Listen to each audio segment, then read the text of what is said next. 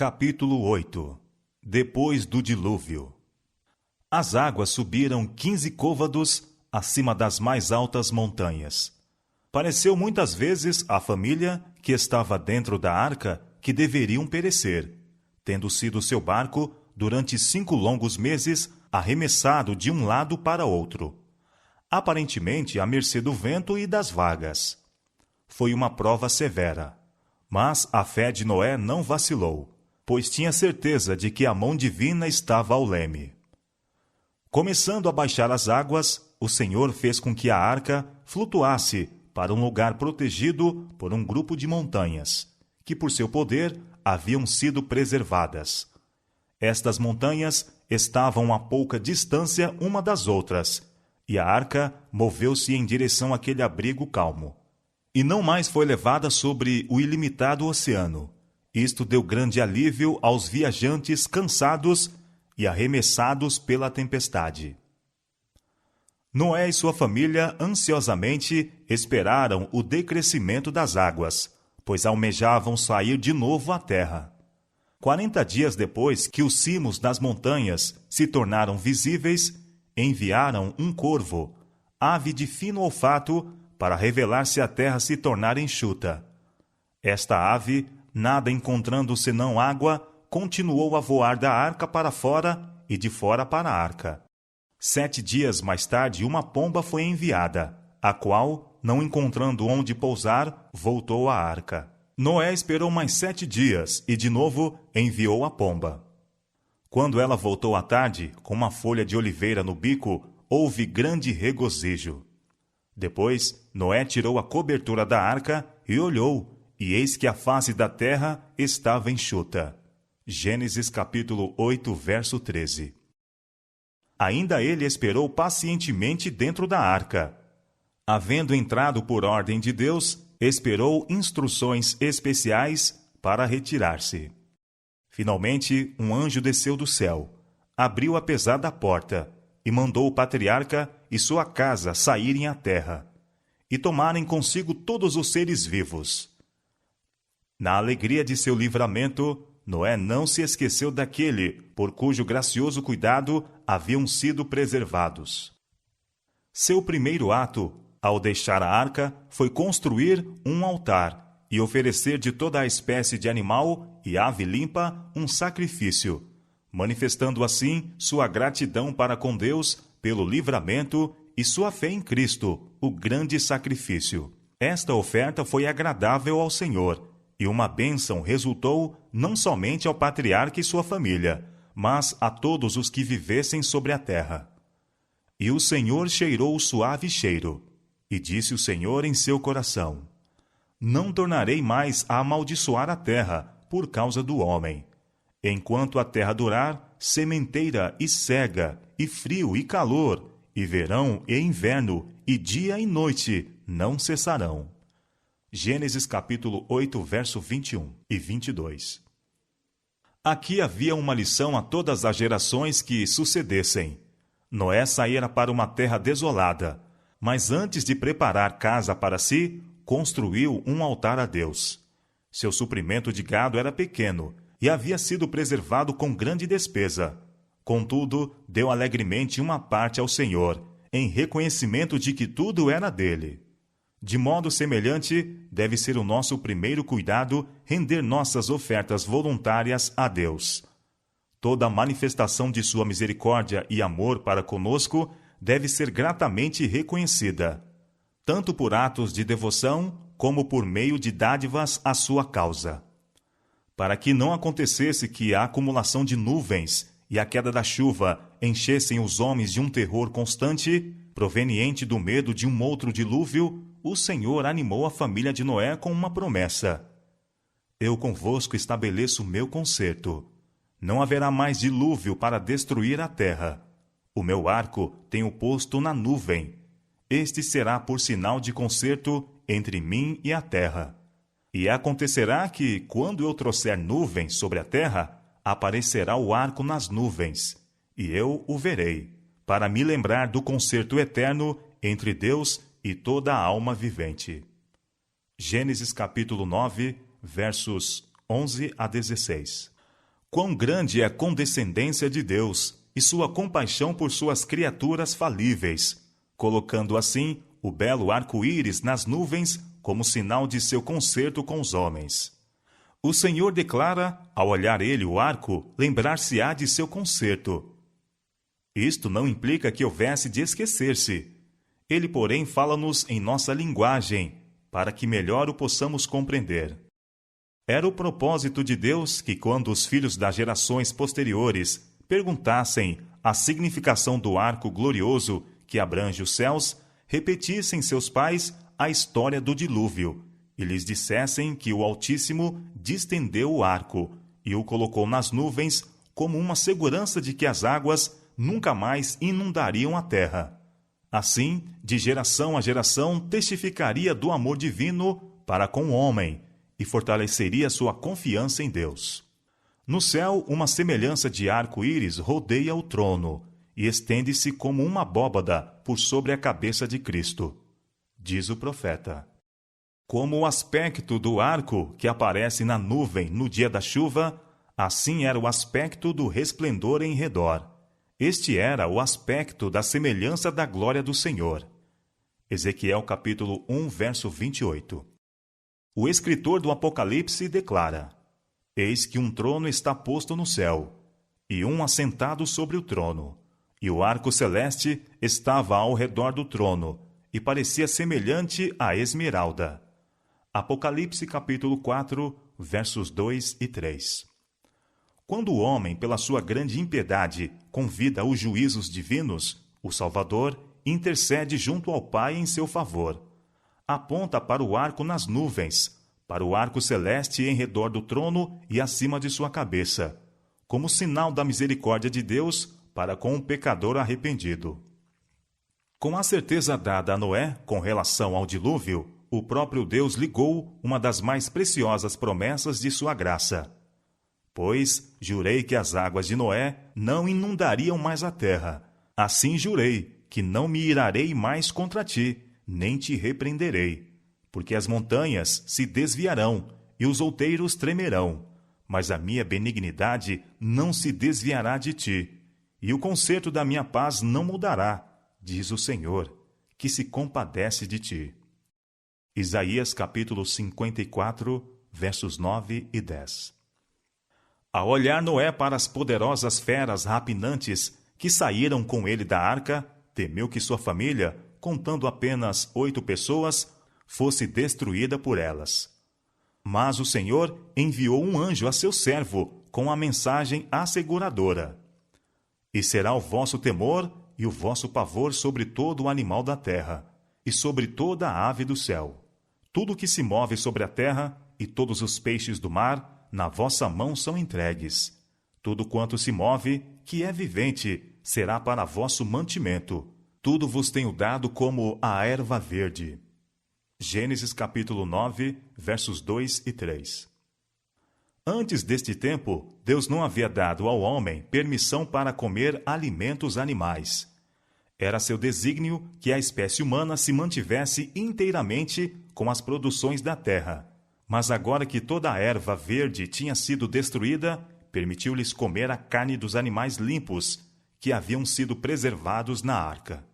A superfície toda da terra ficou transformada com o dilúvio. Uma terceira maldição terrível repousou sobre ela em consequência do pecado.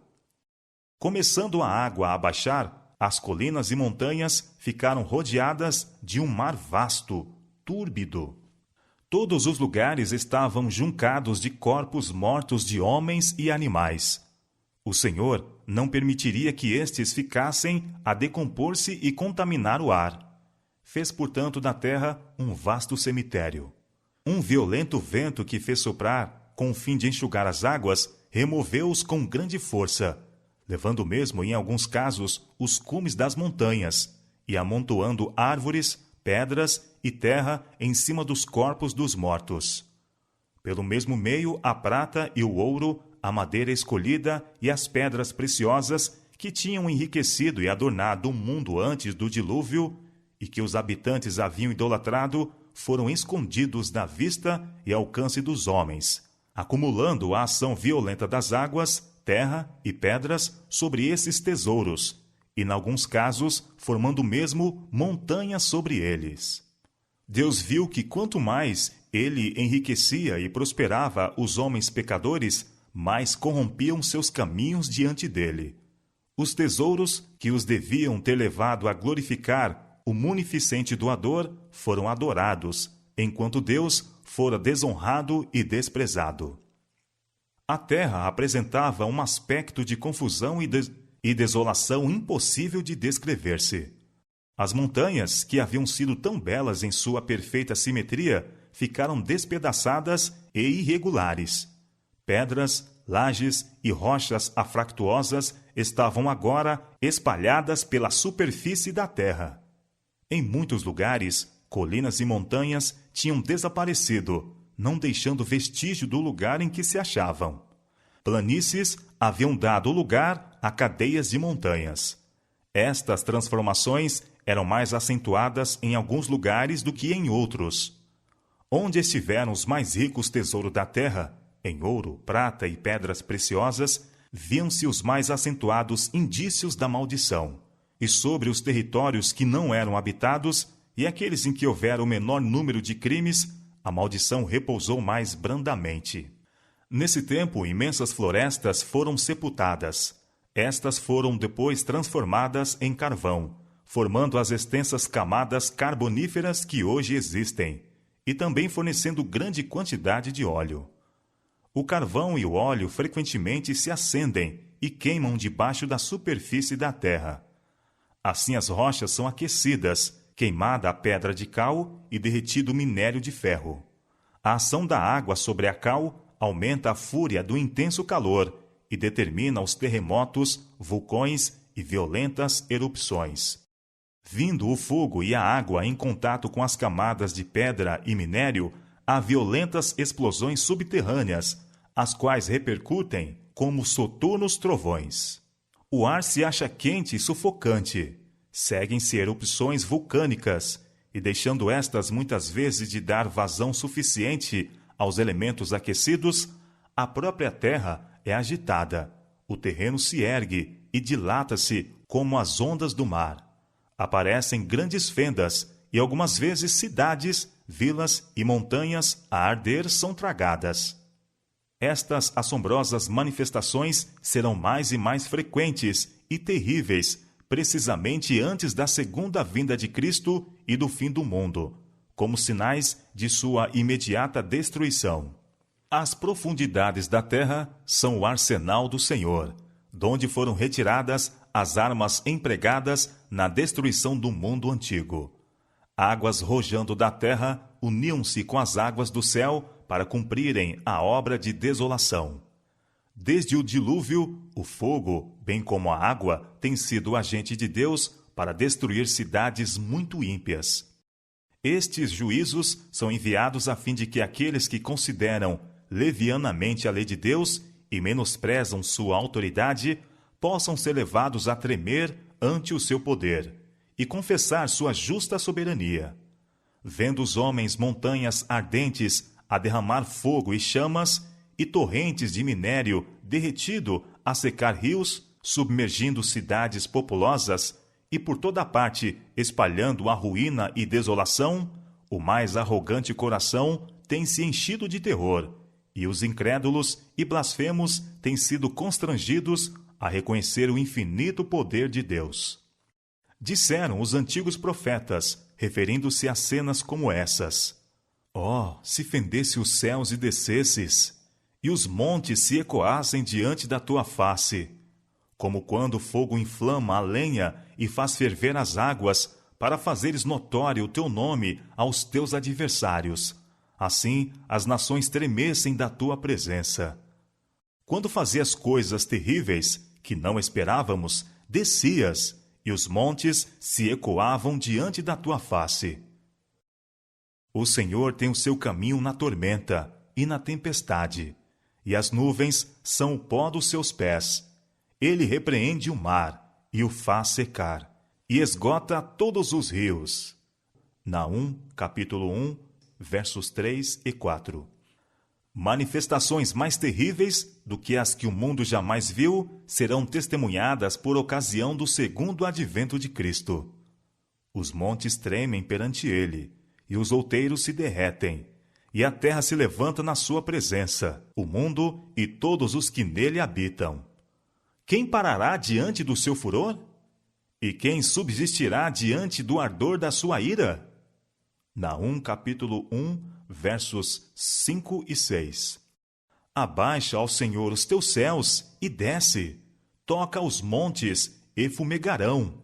Vibra os teus raios e dissipa-os. Envia as tuas flechas e desbarata-os. Salmo 144, versos 5 e 6. Farei aparecer prodígios em cima, no céu, e sinais embaixo na terra, sangue, fogo e vapor de fumo. Atos capítulo 2, verso 19. E houve vozes, e trovões, e relâmpagos, e um grande terremoto, como nunca tinha havido, desde que há homens sobre a terra. Tal foi este tão grande terremoto. E toda a ilha fugiu, e os montes não se acharam. E sobre os homens caiu do céu uma grande saraiva, pedra do peso de 1 talento. Apocalipse capítulo 16, versos 18, 20 e 21.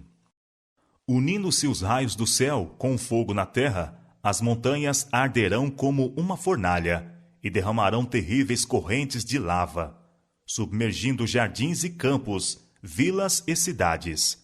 Massas fervilhantes derretidas, ao serem arremessadas nos rios, farão com que as águas entrem em ebulição, arremetendo rochas maciças com indescritível violência e espalhando seus fragmentos sobre a terra. Rios tornar-se-ão secos, a terra se convulsionará. Por toda parte haverá tremendos terremotos e erupções. Assim destruirá Deus os ímpios da terra. Mas os justos serão preservados em meio destas comoções, como foi Noé na arca. Deus será o seu refúgio, e sob suas asas eles estarão confiados. Diz o salmista: porque tu, ó Senhor, és o meu refúgio. O Altíssimo é a tua habitação. Nenhum mal te sucederá. No dia da adversidade me esconderá no seu pavilhão. No oculto do seu tabernáculo me esconderá. A promessa de Deus é: pois que tão encarecidamente me amou, também eu o livrarei, pô-lo-ei num alto retiro, porque conheceu o meu nome. Salmo 91, versos 9, 10 e 14, e Salmo 20,